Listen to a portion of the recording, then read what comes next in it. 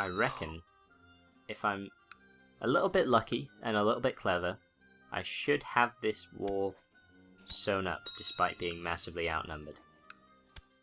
Not that I'm not going to continue shamelessly sending out requests for help to anyone I can. Still a no, but I will try again soon enough.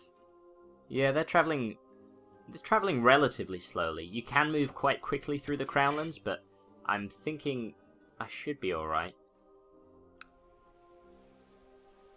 I mean, I've already gone a fair way towards capturing Sharp Point, so we should be okay.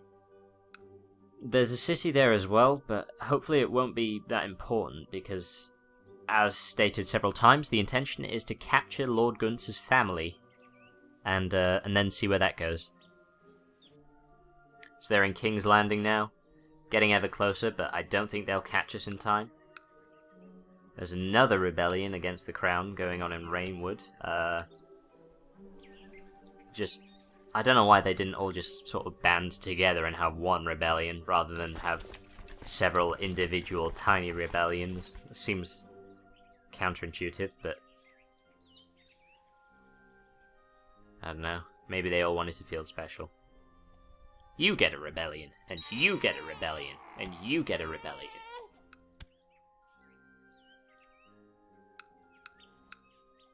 Come on, we've almost captured this now. We can do this. We can do this. Excellent. So, obviously the leader's not there, but what I can do is capture all their family, or improve their opinions of me, but we're not going to do that. And yeah, I think we won't bother pissing off Lord Gunther, but we do have his family captive now, and oh yes, 100% war score, because we hold his family. And his castle.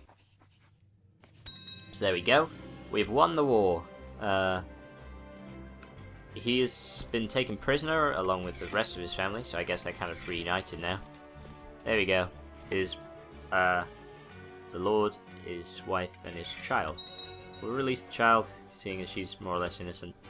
To be honest, it'll probably benefit us most. Oh, the bonus to my relationship with my vassals from crushing that revolt is quite significant. I was going to ransom this random household knight, but it doesn't seem like he's willing to pay even 10 gold to get him back, so we're just going to release him. We'll release all of them. You get released, you get released, you get released. Excellent, so now everybody likes me more. That's basically the outcome of that war. And also I kind of defeated an army. Well, no, I didn't defeat the army, but I won a war where I was outnumbered about 5-1 at the worst point, which I'm pretty proud of. Even if the AI is dumb as hell. Filthy peasants! There's not an awful lot left to do at the moment. Basically what's going to happen now is I'm going to keep trying to forge claims on various territories and going to war whenever the need arises. I suppose in the meantime we'll have about a dozen more revolts against Robert taking place in tiny little holdings across the Seven Kingdoms. What was interesting there was the fact that there isn't actually a... Oh, he's Lord of the... Ah, that's right. After winning the war, Robert must become Lord of the Reach as well, which means he actually controls the Crown Lands, the Reach, and the Stormlands, but what it shows up as is... it shows up as there being no Lord Paramount for those areas, which is technically correct. So, these are all just sort of broken up into high lordships at the moment, which is colourful, if not useful. Man wants to join the Night's Watch? Why not? Help me regain some piety, and well, it's only another 220 I need to lift that excommunication, which incidentally is why everybody hates me and quite often, will probably quite regularly try and usurp my title. Kind of a bummer. So that's that rebellion over, and Robert now controls, or controlled, the Rainwood along with half the kingdom directly. Oh, he also has another son, yes, who is strong, apparently. That's basically it. Quentin, having been legitimized, is the heir, but yeah, now he has another son to back up the dynasty. Which is fine. I've always intended to take the throne by military means rather than just, you know, killing the next guy. Oh! Robert's imprisoned his wife, Cersei. Oh god. The number of updates. Everybody joining and leaving the factions. People seem reasonably pissed off that he imprisoned Cersei. And there is now, you guessed it, it is the 6th revolt against Robert. Led by that tiny province there, at the bottom. Fantastic. I don't think that's something that's specific to this mod. I think that just generally happens in... Oh!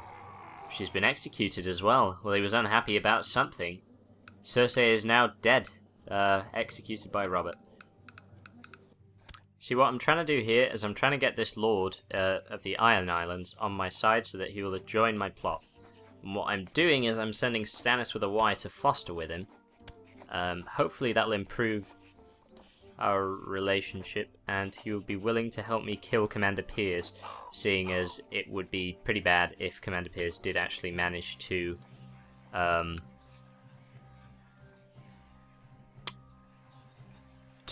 prove my treason. He's looking for proof of my treason, which would be bad because that would give Robert the right to revoke my titles, so he'd probably quite happily believe it, but fortunately, I've managed to get him on my side.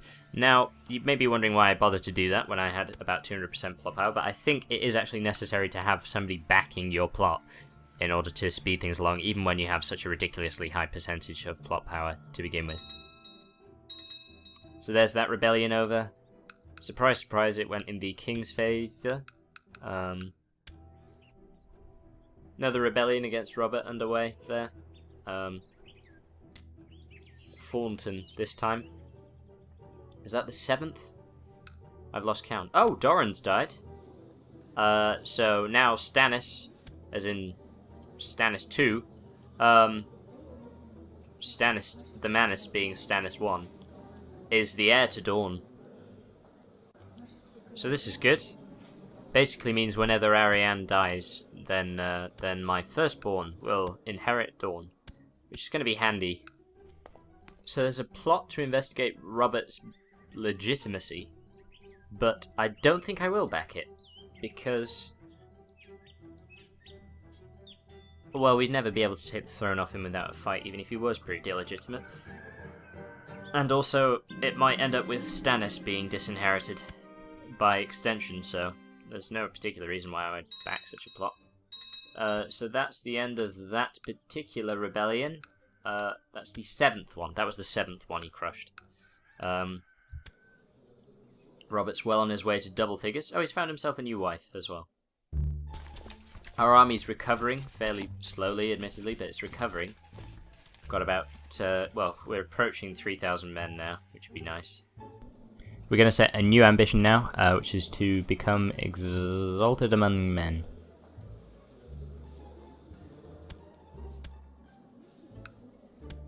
Basically, once you reach a certain amount of prestige, you get more prestige. I mean, if you strip the idea down to its bare bones. But also people admire you more, I think, and it'll give a bonus to my vassal's opinion of me. And, contrary to sort of philosophy that gets promoted by Lord Tywin in Game of Thrones, it is quite significant in this game what other people think of you. Patience is very much a virtue that will help you in this game.